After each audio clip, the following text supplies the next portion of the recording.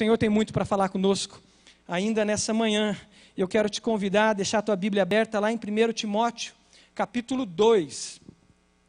1 Timóteo, capítulo 2. Deixa aberta ali.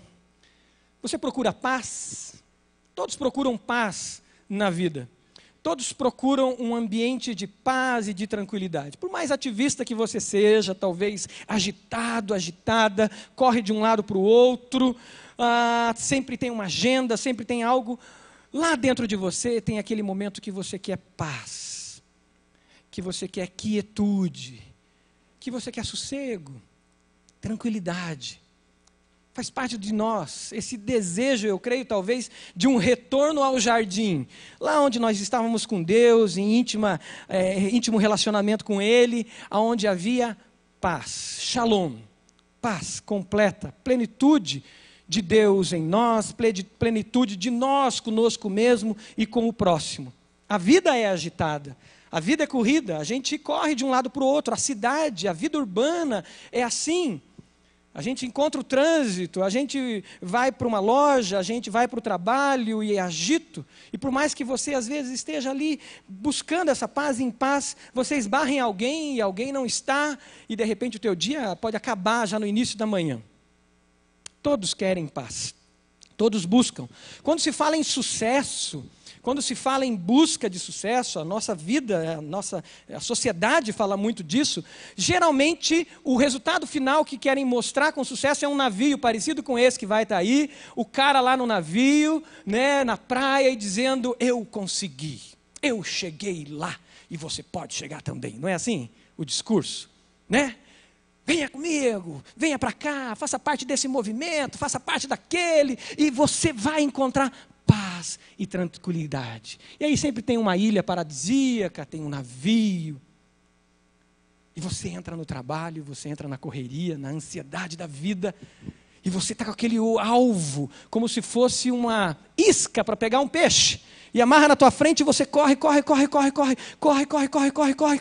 mas parece que nunca chega. O que é isso? Tem outros meios também de encontrar paz e tranquilidade. Você conhece esse navio aí? Ficou famoso essa semana. Sabe que navio que é esse? Se você viu alguma imagem de jornal, você deve ter visto essa foto. Tem um cidadão que está pelos mares aí, com paz e tranquilidade nesse navio, em direção à Alemanha. Talvez até tenha chegado. Sabe quem que é? O doleiro fugitivo, né? O Bretas está atrás dele, a Polícia Federal. E aí pediram, dizendo, não, ele está doente e tal. O Bretas disse, não, ele é fugitivo. Mas, teoricamente, está lá no navio, alto nível, alto padrão, de frente para uma piscina, paz e tranquilidade. Será? Será?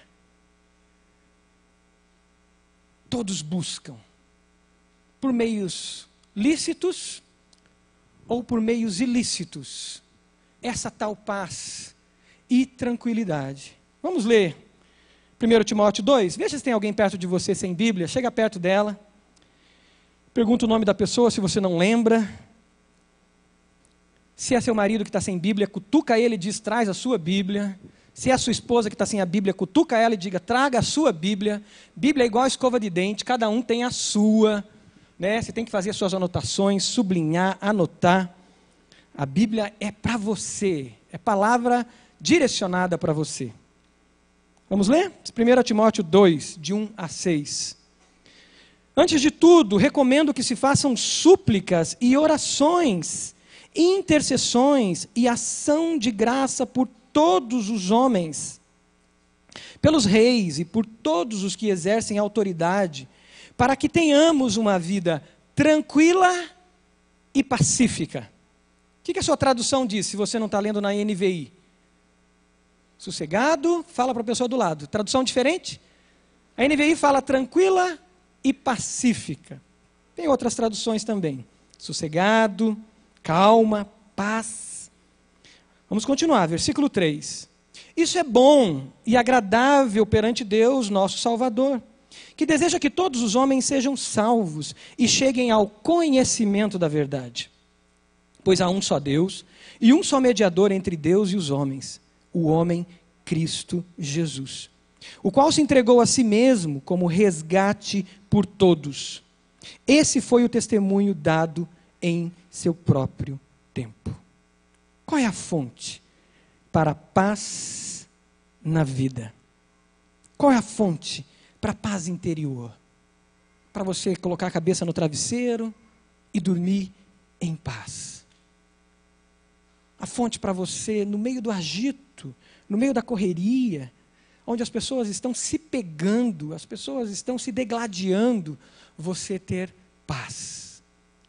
Qual a fonte de paz exterior na sua caminhada, quando é esbarrado, quando é provocado, quando é perseguido, quando é discriminado, quando é escanteado, você estar em paz.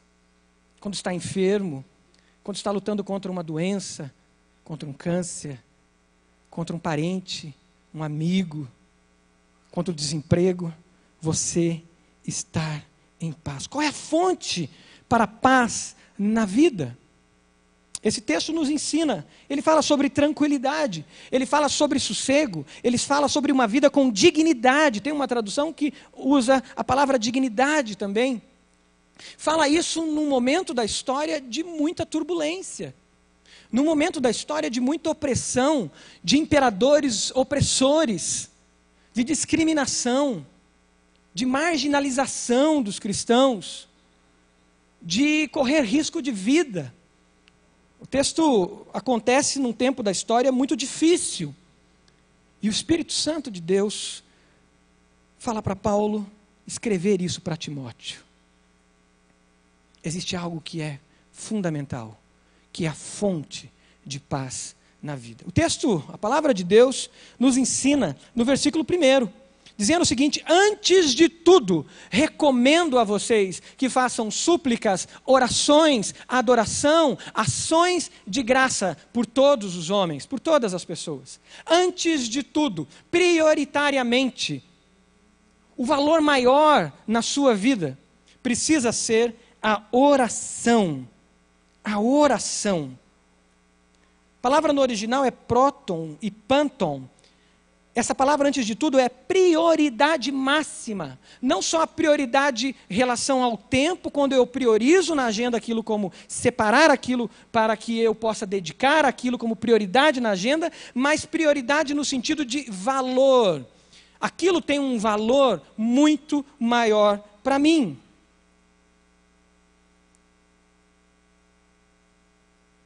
A prioridade com relação ao tempo. Priorizar com relação ao tempo. Todos nós, quando nascemos, recebemos um depósito para as nossas vidas. Seja você rico, você pobre, de família nobre, família simples, seja você branco, preto, seja você asiático, seja você de origem natural, de índios do Brasil, ou de qualquer outro lugar. Independente de quem você é, da sua história, você recebe um depósito. Nós recebemos um depósito que vale bilhões, trilhões em nossa conta. Uma conta que existe para nós. Algo que vale muito mais do que o dinheiro. Algo que vale muito mais do que o ouro, do que a prata, do que as joias, do que os bens que você possa ter. O dinheiro, ele pode comprar muita coisa. Mas ele nunca compra o essencial. E esse depósito que nós recebemos garante para nós, se usarmos ele, aplicarmos ele corretamente, garante para nós o essencial. O dinheiro pode comprar festas de casamento, pode comprar até o cônjuge. Você pode chegar e dizer, né, você jovem que está aqui, esperando, ansioso para casar, dizer para a menina: olha, eu tenho $1 milhão na conta. Como será que ela vai reagir? Será que ela casa com você? Pode comprar uma festa como nós vimos ontem. Quem assistiu aqui a festa do príncipe? Só eu e a irmã, obrigado. É isso. Obrigado, mais gente agora. Amém. Pode baixar a mão, pode baixar a mão. Ontem eu estava no hospital com meu pai. E aí, assisti inteirinha a festa. Depois todos os comentários. Gente, eu fui bombardeado por vida de príncipe, de rei, de duquesa, duque, sei lá o que for. E fiquei lá com meu pai. Aí cheguei em casa, falei para Pri, assisti ontem, você viu? Ela, você não falou, a gente não tem aqui em casa como regra que a gente não assiste televisão durante o final de semana? Eu falei, é verdade, mas eu estava no hospital, a televisão estava ligada e tal. Eu devia mandar para desligar. Daí ela deu uma risadinha do tipo, eu queria ter assistido também, né? Mas a gente combinou com as crianças que final de semana é o dia da família, é o dia do Senhor, é tempo especial nosso. E televisão, celular, essas coisas a gente põe de lado. E ela estava curiosa, estava com inveja de mim que assistia a festa. Gente, mais de 20 milhões, ou mais, não sei se eu peguei a informação certa, gastos numa festa. Você pode, com o dinheiro, comprar uma grande festa. Diz que um casamento no Brasil é 40 mil, 20 mil, 30 mil, não sei. É bastante, né, Diego e Raica? Gasta bastante, né, recém-casados? Gasta muito. Mas você não compra o amor. Você pode comprar a melhor casa, você pode comprar o melhor colchão, você pode comprar tudo. Mas você não compra o sossego de colocar a sua cabeça naquele travesseiro e dormir em paz. Você não compra sabedoria, você não compra paz. Para isso, sabe o que você precisa? Tempo. E essa moeda, esse bem, Deus nos deu, chamado tempo. Porque o tempo nos ajuda a priorizar. E se sabemos usar bem o tempo, nós vamos priorizar, porque o tempo vai, o tempo se esvai, o tempo passa. A vida, tempo é vida, e a vida passa como a flor da erva, diz a palavra de Deus, como uma névoa que vem e vai embora. E se não nos cuidarmos, perdemos as oportunidades.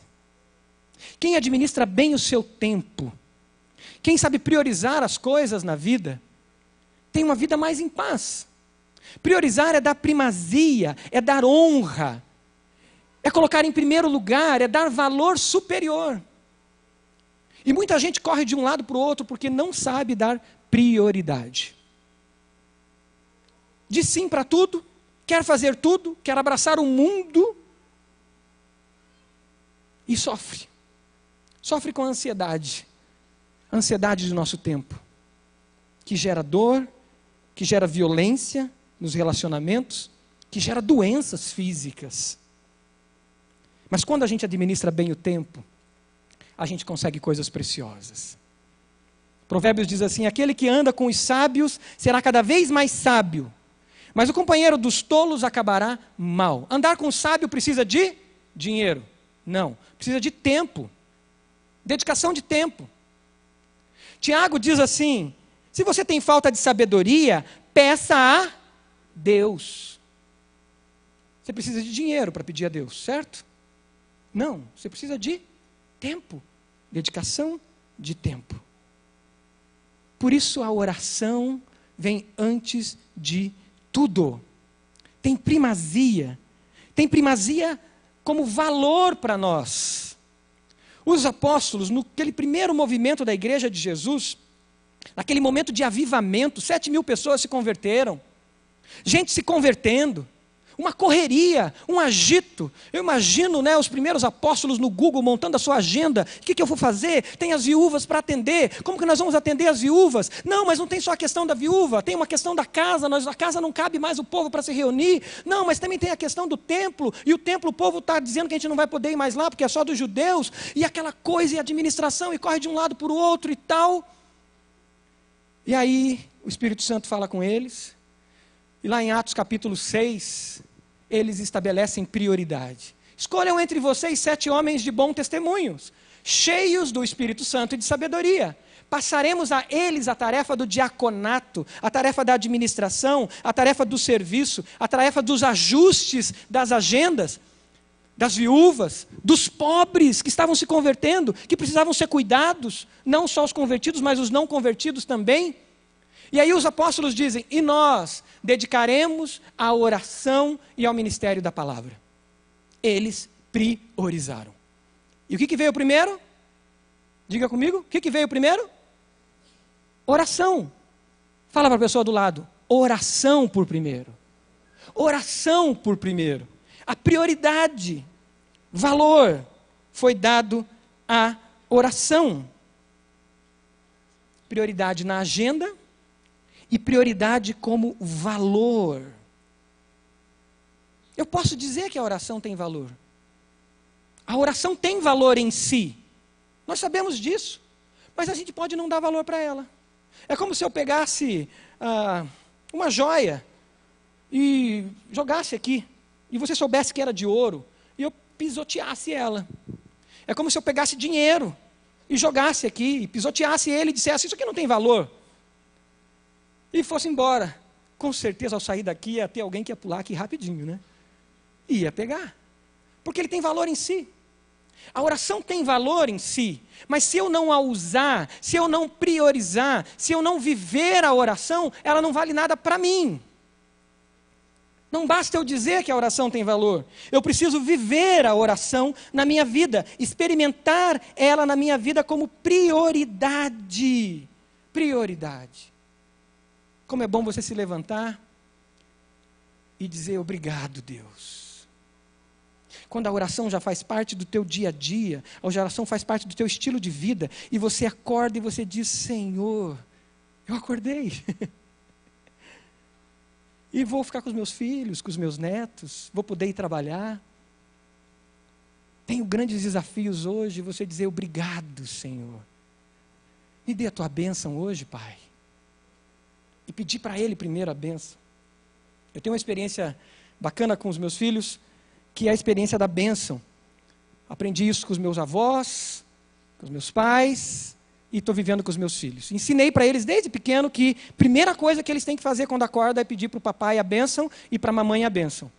Então eles vêm correndo, abraça, e eu digo, se eles não pedem, eu digo, e aí, qual a primeira coisa do dia? Ah, a bênção, papai. Ah, a sua bênção, papai. E eles pedem a bênção para a mamãe e pedem a bênção para o papai. No último ano, estudando sobre a oração, eu resolvi uma nova prática que eu queria ensinar para eles. A prioridade de pedir a bênção para Deus. E eu chamei o mais velho, Samuel, e falei, Samuel, eu quero te ensinar um outro segredo que eu ainda não tinha te contado. Uma super força, ele gosta dessa questão da super força. Qual é? Antes de você pedir a bênção para o papai, você vai pedir a bênção para Deus. Essa é a bênção mais poderosa que existe. E aí ele vem, eu pergunto para ele, você já pediu a bênção para Deus?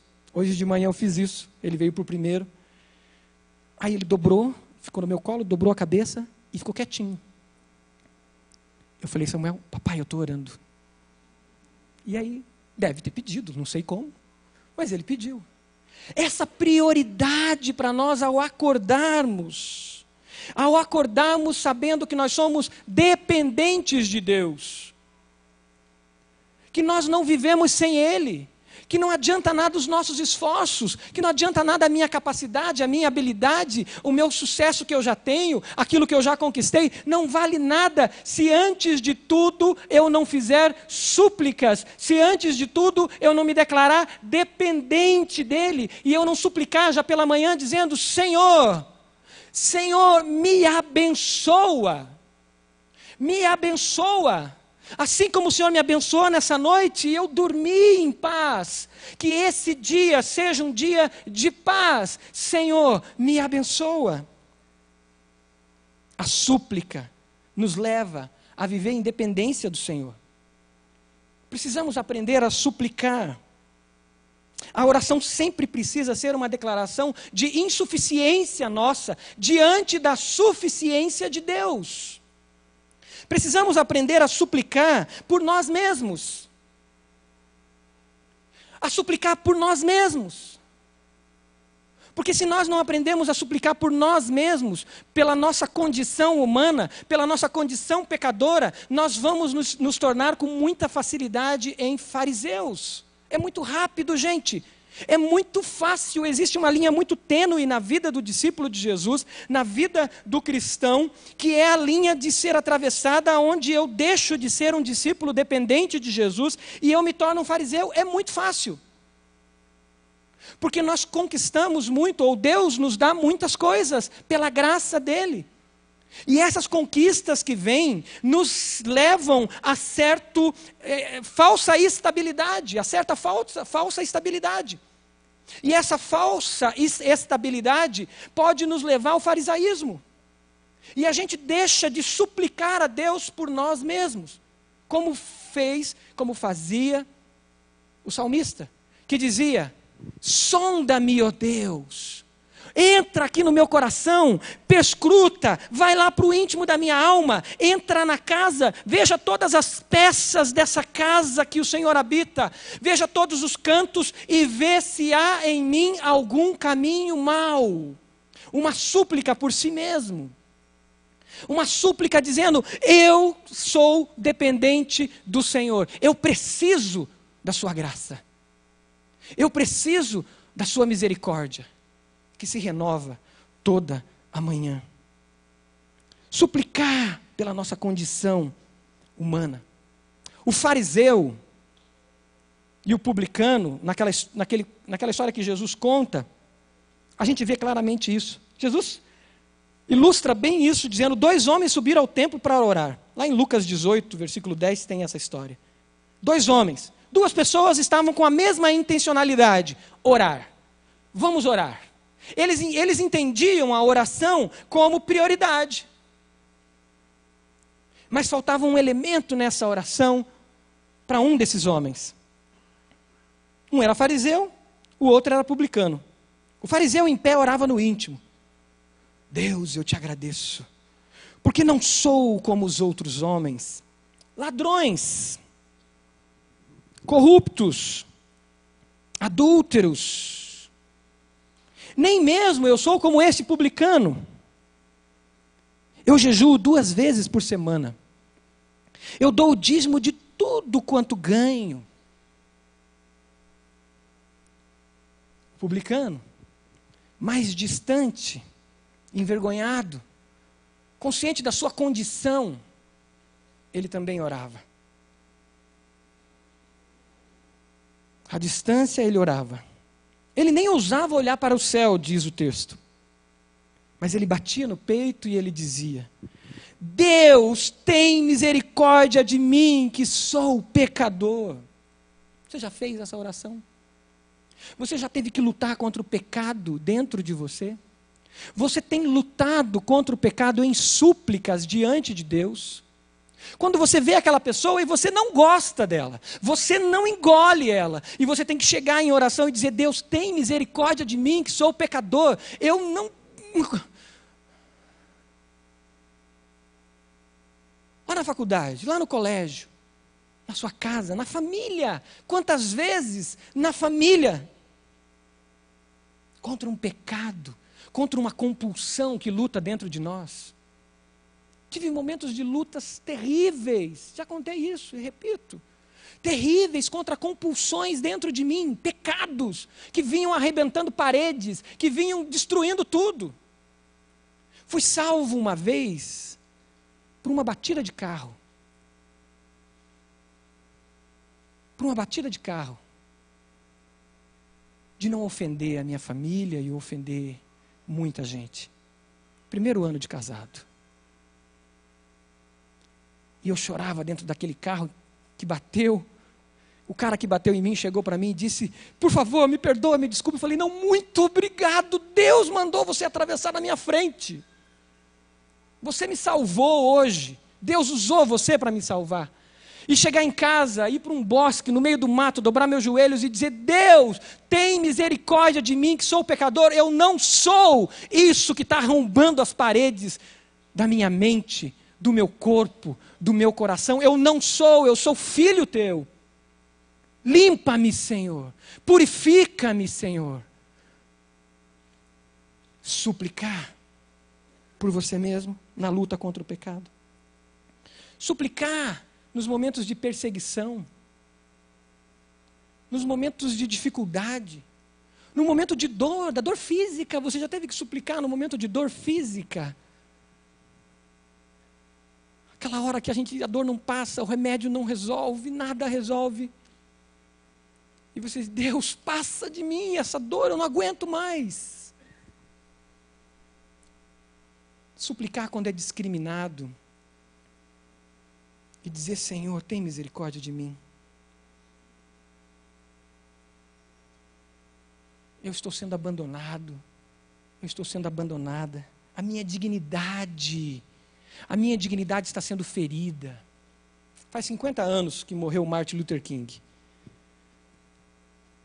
E se você ouve aqueles cânticos spirituals que você pega para ouvir, você vê súplicas de cristãos que eram discriminados e oprimidos por outros cristãos, e dizendo, Deus, até quando?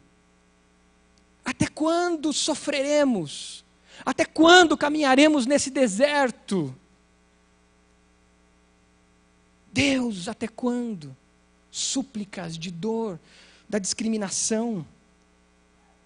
Quando a sua dignidade é roubada. Mas você tem uma opção: suplicar ou dizer, eu sou crente, mas não sou capacho. Eu sou crente, mas o meu braço não se converteu. Já ouviu isso?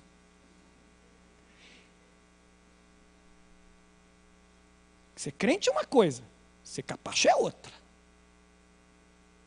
Já ouviu esse tipo de dicotomia? Eu já falei isso. Pecado,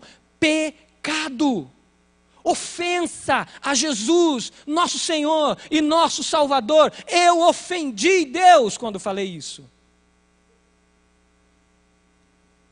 Não existe outro caminho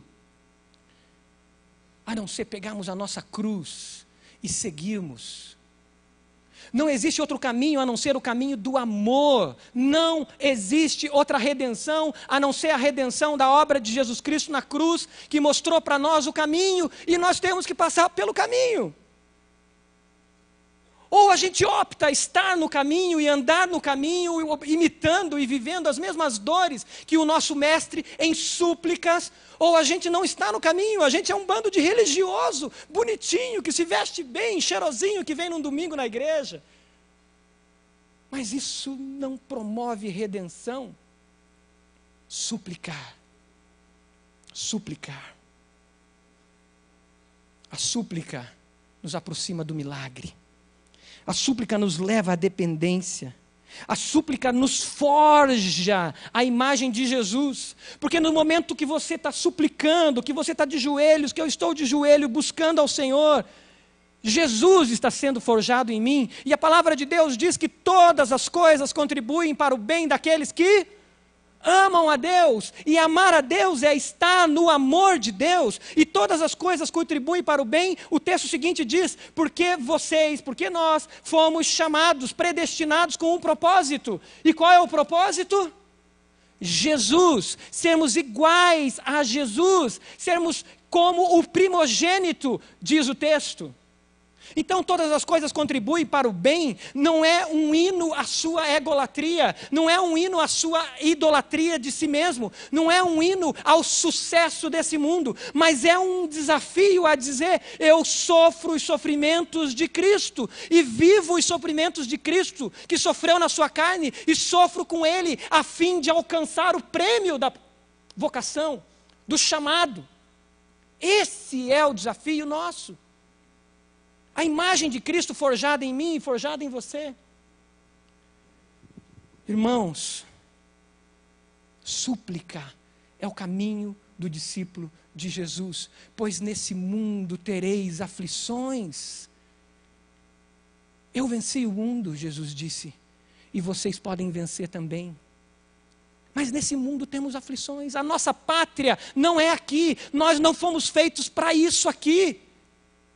Temos lutas. Passei esses dias e tenho passado em súplicas pelo meu pai. Essa semana foi a semana do hospital. A semana de súplica, a semana de ser acordado, na verdade, nos últimos meses, ser acordado novamente todo dia, às 4 horas, 4:30, 5 horas, 3, essa faixa de horário sempre acordado. E ao acordar, dizer, Deus, obrigado. Como é que está meu pai? E descer da cama meio arrastado assim, dobrar os joelhos e dormir do lado da cama. E eu contava para minha mãe essa história, de que estava acontecendo de oração, e meu pai dizia, é mais ou menos sempre esse horário que eu tenho os picos no coração. Tá bom, pai. Pode ser o Espírito Santo, eu creio que é o Espírito Santo fazendo eu levantar para orar pelo Senhor. Suplicar pela vida do meu pai. Minha mãe lembrou de momentos na minha adolescência, os adolescentes que estão aqui, jovens, onde ela me pegou várias vezes dormindo de joelhos do lado da cama. Por lutas. Súplica. Súplica. A súplica faz parte da sua vida, da nossa vida. Quando nós suplicamos, quando nós estamos com a dor, quando nós estamos vivendo na luta, na provação, nós podemos optar por ser esse cristão que diz que o meu braço não se converteu, esse cristão que diz que eu vou resolver do meu jeito, ou nós podemos dobrar os joelhos e seguir o caminho do amor. Nós podemos dobrar os joelhos e ser forjado à imagem de Jesus. E ao dobrar os joelhos para sermos forjados à imagem de Jesus, o Pai nos acolhe. O Pai pega você no colo. E o Pai vê o seu choro. O Pai observa o seu choro. Como uma mãe que pega o filho no colo e amamenta. Como um pai que abraça o filho. Como uma mãe que olha com o filho e vê o seu sofrimento. Você vai poder olhar para o Pai e dizer, Pai, eu não aguento. Pai, eu não aguento. Não suporto. Não estou suportando a mim mesmo porque eu estou agindo assim. Mas também não suporto a perseguição, a dor. E o Pai olhar para você e dizer, filho, eu sei o que é sofrer. Porque eu sofri. E à medida que você olha para o Pai, à medida que você olha para Jesus, você poder adorá-lo. Você pode amargurar. Você pode seguir o caminho da amargura. Você pode se tornar o cristão violento. O cristão virulento que contamina os outros. Mas você pode se tornar o cristão ou o discípulo à imagem de Jesus. Amém? A imagem de Jesus. Pois quando adoramos, nós nos tornamos naquilo que nós adoramos. Quando chegamos diante do Pai, sofremos e choramos com Ele, nós nos tornamos parecidos com Ele, porque é isso que o texto diz, sermos transformados à imagem de Jesus, o primogênito da criação, o primeiro.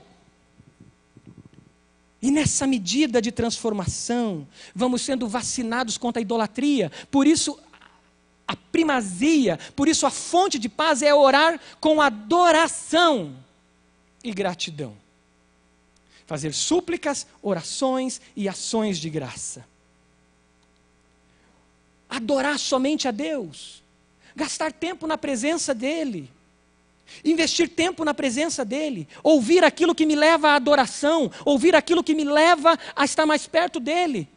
A ter intimidade com Ele, pois no último dia, quando Jesus voltar, Ele vai olhar para mim, e vai olhar para você, e vai olhar nos nossos olhos, e nós podemos imediatamente dizer para Ele, Jesus, que bom que eu estou te vendo, porque eu fui muitas vezes ao culto, eu expulsei demônios, eu fiz isso e fiz aquilo outro, e Jesus pode olhar para mim, olhar para você e dizer, apartai-vos de mim, porque eu não vos conheço. Mas o que aconteceu? Eu não tive intimidade com o Pai. Eu vivi na minha egolatria. Eu vivi pelas minhas próprias forças, nas minhas habilidades, nas minhas potencialidades, nas minhas competências. Mas quando eu estou com o Pai, quando eu estou no colo do Pai, quando eu suplico por mim mesmo para eu ser transformado, para o velho homem morrer e ir para a cruz, quando eu adoro a Ele, em minha vida surge gratidão, porque eu experimento o milagre, e o milagre ele se apressa no coração e na vida daqueles que suplicam, mesmo que você suplique por perseguição. Na verdade, os perseguidores nos ajudam e ajudam a apressar os milagres de Deus na nossa vida. Lembra de Ana? Lembra de Penina, aquela história do Antigo Testamento? Se você não leu ainda esse texto, se você é recém-convertido, vai lá, leia Samuel. Lembra de Ana? Penina perseguia, Ana era discriminada pela sociedade, uma sociedade machista, uma sociedade que oprimia as mulheres, uma sociedade que dizia que uma mulher que não tinha filho era amaldiçoada. Ela era ferida na sua dignidade. Penina perseguia, além da sociedade, tinha um peso dentro de casa, que era a perseguição de Penina. E Ana suplica, chora. E o sonho de Ana se alinha ao sonho de Deus. E Ana diz: Senhor, se me deres um filho, eu te entregarei. E Deus diz: Ana, eu quero seu filho, pois eu vou te dar um profeta. E nasce Samuel. Precisamos suplicar para que a gente entenda a vontade de Deus na nossa vida. Precisamos adorar a Deus para que a gente entenda quem é Deus, conheça quem é Deus na sua profundidade, pela palavra dele, pela leitura, pela meditação da palavra, para que a gente alinhe os nossos sonhos aos sonhos de Deus e nós possamos pedir a Deus aquilo que é a vontade de Deus, porque a palavra de Deus diz lá em Tiago que vocês pedem e não recebem porque vocês pedem errado, vocês pedem somente para os seus deleites, para a sua satisfação, para o seu egoísmo, para você mesmo. Mas quando nós alinhamos a nossa vontade à vontade de Deus, através de uma vida de intimidade, Deus está dizendo: filho, filha, que bom que você veio. Eu tenho algo que eu estou procurando, e você vai ser cooperador naquilo que eu tenho para você e para muitas e muitas pessoas. Aí surge um coração grato, não um coração murmurador, mas um coração que vê não o copo meio vazio, vê o copo o quê? Meio cheio. Porque nós podemos acordar todo dia e sair murmurando, e sair reclamando, e virarmos murmuradores. Nos transformamos em murmuradores. Imaginou José? Lá em Gênesis, conta a história de José. Se você não leu, leia. José tinha os sonhos de Deus para ele. Tinha os sonhos e as promessas de Deus para ele. Mas ele foi cair dentro de uma prisão. Num buraco. Injustamente. Ele poderia se tornar o homem mais amargurado, o homem mais murmurador. E lá, em vez de se tornar uma pessoa que espanta os outros, ele atraía as pessoas para si. Porque o amargurado, porque o murmurador, o reclamão, aquele que só vê o copo meio vazio, ele espanta Deus e as pessoas dele. A gente sabe disso na história do povo no deserto. A murmuração tirava a proteção de Deus. Tanto tirou a proteção de Deus que as serpentes vinham e picavam o povo, e eles começaram a morrer, e eles desesperados clamaram por um intercessor, e Moisés intercedeu por eles. A murmuração tira a proteção de Deus da tua vida. E não só isso, tira as pessoas. E nós somos seres relacionais, nós precisamos de relacionamento com Deus e de relacionamento com as pessoas. José, por ter uma vida de gratidão, ele atrai as pessoas. E quem é que Deus usa para levar José lá, para reinar? As pessoas que estavam lá, na prisão com ele. E eles lembram dele. Não deixe que Deus se afaste de você, ou você afaste Deus de você, ou que as pessoas se afastem de você, ou você afaste as pessoas de você, por causa da falta de gratidão. A fonte da paz é priorizar a oração, caminhar em súplicas ao Senhor, adorar e viver em gratidão. Isso nos coloca afinados, alinhados com o coração de Deus. E sabe o que acontece conosco? Nós nos tornamos naquilo que Jesus é, por excelência, e faz todos os dias. Hebreus diz que Jesus intercede por nós todos os dias. Hebreus diz que, a palavra de Deus diz que nós temos um intercessor, nós temos um advogado, nós temos um mediador, que é Jesus, que diariamente intercede por nós. Quando estamos em intimidade com Jesus, nós nos tornamos intercessores. Interceder é colocar-se entre uma pessoa e outra. Interceder é ser capaz de pegar as cargas do outro e pedir ajuda a quem tem mais condições de ajudar. Eu tenho vivido bastante isso. Por causa dessa questão do meu pai, liga para um, liga para outro, por favor, eu preciso. A correria última era sobre o marca-passo. E eu correndo, quem poderia ajudar? Como poderíamos fazer? E conseguimos. Graças a Deus. Sábado implantou o marca-passo. Intercessão é se colocar entre uma pessoa e outra, mas a intercessão na nossa oração, que é o que o texto bíblico nos diz, é nos colocarmos entre a pessoa e Deus. Jesus é o único mediador entre os homens e Deus. O texto nos diz isso. Mas como intercessores nós podemos nos colocar como sacerdotes e sacerdotisas, porque todos fomos feitos sacerdotes reais, e nos colocar em luta por outras pessoas. Só que o texto nos diz algo muito importante. Antes de tudo, recomendo que se façam súplicas, orações, intercessões e ação de graças por quem? Por quem? Bem forte, por quem? Todos. Sabe o que quer dizer todos no original, no grego? Todos. Todos. Todos. Mas todos mesmo, pastor. Você não disse que nesse contexto, esse povo estava sendo perseguido por imperadores cruéis? Eles estavam sendo perseguidos por homens cruéis?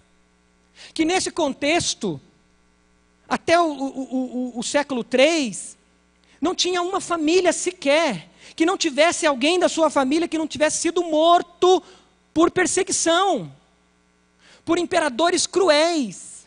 Então eu tenho que interceder por esses homens cruéis. Olha o que o texto diz: ore pelos reis e por todos os que exercem autoridade. Imagine-se, coloque-se na posição de Timóteo, andando por aquela realidade. E Timóteo por ali caminhando, meio escondido, porque havia perseguição, e de repente ele diz: mas o Espírito Santo falou isso mesmo para Paulo? Eu vou interceder por esse imperador? Não. O Espírito Santo falou mesmo isso para Paulo? Eu vou interceder por essas pessoas que estão praticando orgias? O Império Romano na área da sexualidade, gente, era o caos. Se hoje nós nos escandalizamos com as demandas de moralidade na área da sexualidade, nós não temos noção o que era o Império Romano. Mas eu vou interceder por esses também? Não. Então eu vou interceder também pelos violentos, pelos bandidos. Eu vou interceder pelos presidiários, que estão numa cela que era para 10 e tem 300, 150? Não, eu vou interceder por aquele menino, antes dele ter morrido, que pegou uma arma e apontou para as mães na porta de um colégio, colocando em risco a vida de mães. Eu vou interceder por ele? Eu vou chorar por tudo aquilo que aconteceu? Ou eu vou dizer: yes, que bom, mataram mais um? Quem sou eu? Quem sou eu? Eu sou um discípulo de Jesus? Ou eu sou um fariseu? Quem sou eu? Quando eu tenho intimidade com Jesus, eu vou me transformando à imagem dele, e Jesus é intercessor de todos os homens e mulheres. Do político corrupto, que arrancou o seu dinheiro, o meu dinheiro. Do político corrupto, que por causa dele, o seu pai, o seu parente, o seu tio, o seu primo morreu na fila do SUS, porque não tinha o remédio. Do político corrupto, que por causa da corrupção dele, de uma elite corrupta, corrupta de políticos e empresários que são corruptos, porque tem muita gente séria, tanto no meio político quanto no meio empresarial, mas de uma elite corrupta que por causa dela você morreu, ou alguém pode morrer num acidente, por falta de cuidado com as estradas, por falta de policiamento. Tenho que interceder por eles. Todos eles. Jesus ensina a orar pelos nossos inimigos. Inimigos. Essa oração era muito importante, porque nesse período os gnósticos diziam que existia uma casta de pessoas, um grupo de pessoas que seriam salvos, que outros não poderiam alcançar a salvação. Nós caímos nesse pecado muitas vezes, dizendo, não, esse aqui tem que morrer mesmo, porque esse aqui nunca vai ser salvo. Será? Quem sou eu para determinar por quem Jesus morreu? Quem sou eu para determinar por quem Jesus morreu? Miserável homem que sou.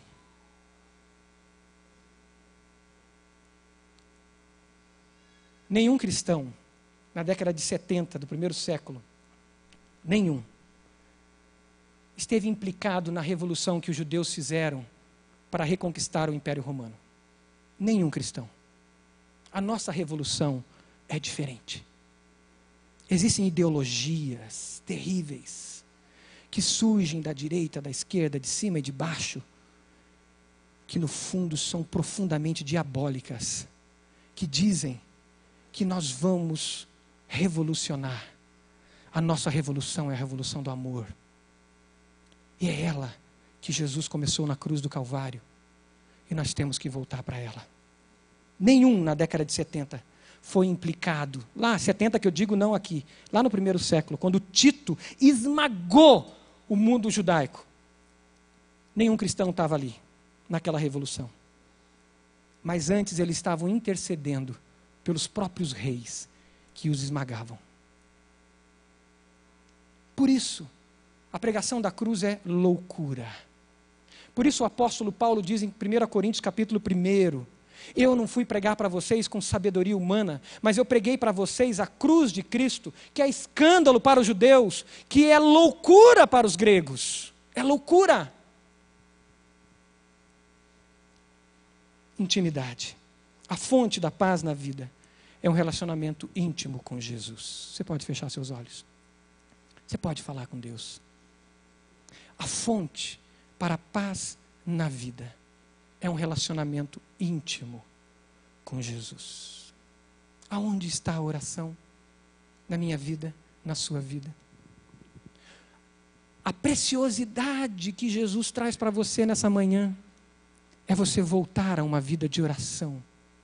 Mas não a vida de oração do fariseu, mas a vida de oração do publicano, que olha para si e diz, Senhor, eu não sou melhor do que ninguém.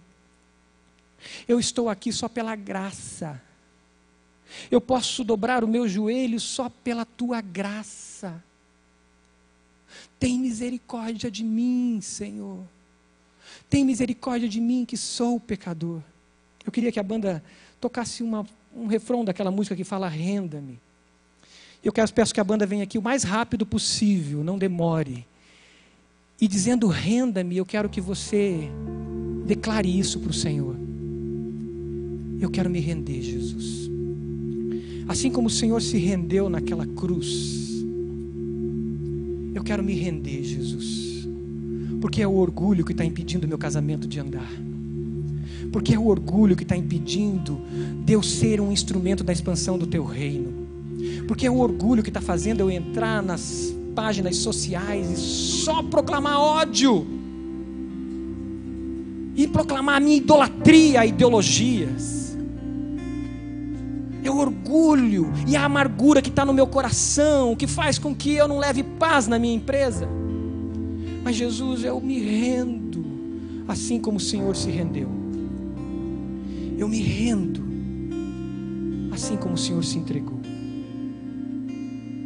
O texto que nós lemos diz, porque só há um mediador, só um grande mediador entre Deus e os homens, Cristo Jesus, ao qual se rendeu, se entregou a si mesmo, como resgate por Todos.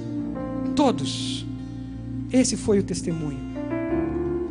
Você que está orando, e o Espírito Santo falou com você, e te mostrou que você precisa se render ao Senhor nessa manhã.